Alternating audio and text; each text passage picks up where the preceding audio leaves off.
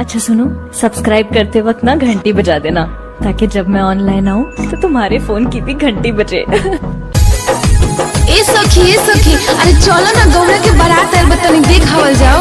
हाँ चलो अरे वाह जीजा जी तो बड़ा फिल्मी बारे रे। हाँ ए सखी गौरा के तो भागे खुल गए। कहो गौरा अरे पत्थर पर गुजारा हो जाएंगे। महल अटारी के न सुख मिली तारा, पत्थर पर जिंदगी बितावे परी सहारा। महल अटारी के न सुख मिली तारा, पत्थर पर जिंदगी बितावे परी सहारा। बताओ कैसे होई, बताओ कैसे होई गौरा होता हर गुजारा। बताओ कैसे होई गौरा होता हर गुजारा। बताओ कैसे होई।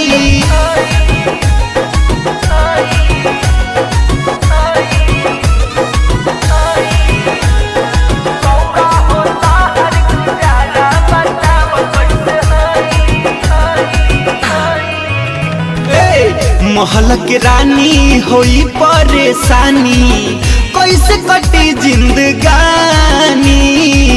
टूटही पलानी नहीं मच्छरदानी, मिली न पलंग पे चाय पानी।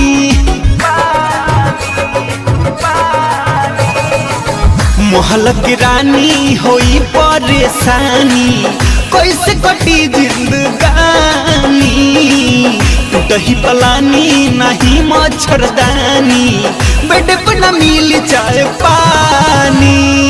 गौरा हो कष्ट वहाँ होई तारा बारा, खाए के न मिली वहाँ किसमिस छोहारा। बताओ कैसे होई, बताओ कैसे होई गौरा होता हर गुजारा। बताओ कैसे होई गौरा होता हर गुजारा। बताओ कैसे होई।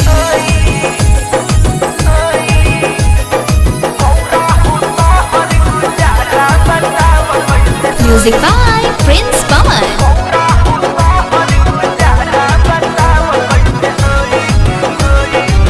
भर रही घर तोहार गाजा भांग से, रहबू हरान तू सवांग से। दिन भर में 5 बेर भांग पी सवई है, हो खब तबाह उनका मांग से।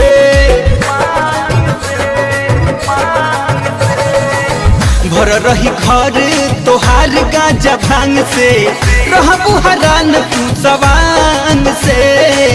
दिन भर में 5 बेर भांग पी सवई है, हो खब तबाह उनका मांग से। बंगिया पीसे के आदत डाले परी तारा, एक गोर हरदम रहे के परी खरा। बताओ कैसे होई, बताओ कैसे होई गौरा हो तो हर गुजारा। बताओ कैसे होई गौरा हो तो हर गुजारा। बताओ कैसे होई।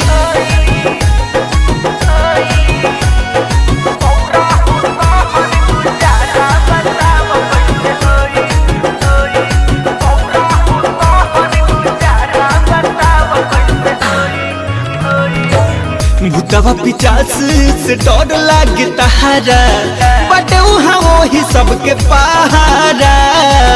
रह के बउहा तो कनी के संगे, दोस्ती धरावे पड़ी गहारा।